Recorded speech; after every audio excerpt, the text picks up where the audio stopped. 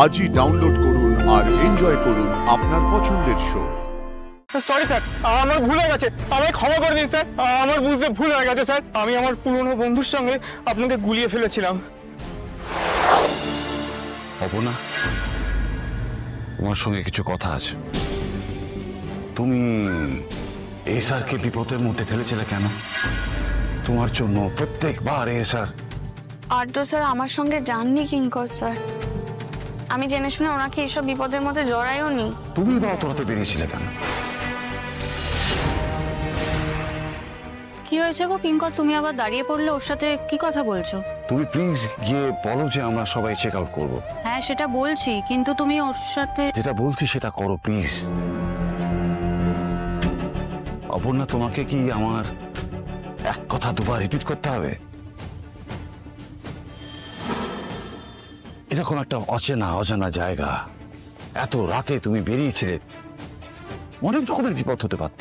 আসলে স্যার, ওই লোকটা আর্য স্যারকে ওইভাবে শঙ্কর বলে ডাকলো, তারপর মাধবপুরের কথা বলছিল, আর অত জোর দিয়ে বলার পর ওসব কথা শুনে আমার মনে হলো। সেসব শুনে তুমি গোয়েন্দাগিরি করতে বেরিয়ে গেলে কেন? কেন কেন তোমাকে এই স্যার বলেনি যে লোকটা একটা র্যান্ডাম লোক হঠাৎ করে কারোর সঙ্গে ঘুরিয়েছে এ স্যারকে? তোমাকে নিশ্চয়ই বলেছে তো এ স্যার? বলেছিল।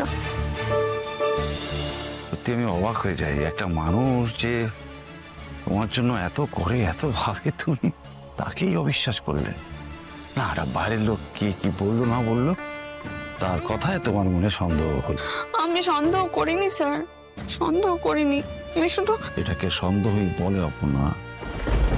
আর এই সন্দেহটা তোমার কেন হয়েছে, কার জন্য হয়েছে, সেটাও আমি জানি। মেঘরাজ, মেঘরাজ তোমার মনের মধ্যে বিষ ঢুকিয়েছে। ওই উন্মাদটা তোমাকে এমন কিছু উল্টোপাল্টা বলেছে যেগুলো তুমি শুনেছো, এবং এই সমস্ত ঘটনা সবকিছু মিলিয়ে তুমি একেবারে। কিঙ্কর, এইসব নিয়ে আর কথা বাড়িও না, আমাদের ফিরতে হবে। বাইরে হয়ে বাকিরা সব বেরিয়ে গেছে, আমাদেরও বেরোতে হবে যত তাড়াতাড়ি সম্ভব।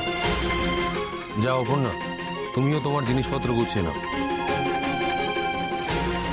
স্যার স্যার স্যার, আমার অন্যায় হয়ে গেছে, আমায় ক্ষমা করে দিন স্যার। আমার বুঝতে বড় ভুল হয়ে গেছে, আমাকে মাফ করে দিন স্যার।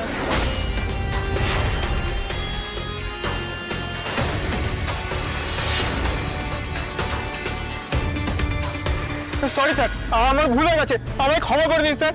আমার বুঝতে ভুল হয়ে গেছে স্যার, আমাকে ক্ষমা করে দিন স্যার, মাফ করে দিন। ঠিক আছে, উঠো উঠো। আমি আমার পুরনো বন্ধুর সঙ্গে আপনাকে গুলিয়ে ফেলেছিলাম। আপনি বলেছিলেন, আমি বিশ্বাস করিনি। আপনি এত বড় একজন মানুষ, আর আমি সেসব না জেনেই আপনাকে কত কিছু বলে ফেলেছি। ম্যাডাম, আপনি তো কালকে ছিলেন। ইস, কি লজ্জার ব্যাপার। আসলে হ্যারের সঙ্গে আমার এক পুরনো বন্ধুর চেহারার এত মিল যে অনেকদিন পর দেখার পর উত্তেজনার বসে বাড়াবাড়ি করে ফেলেছিলাম। চল, আরে এসো, চলো চলো। কেন জানি না মনে হলো লোকটা নিজের ভুলের থেকেও ভয় পাওয়াটা বেশি। কিন্তু কিসের ভয়? বাট যেতে যেতে আমার দিকে তাকাচ্ছিলই বা কেন? কি আমাকে কিছু বলতে চায়?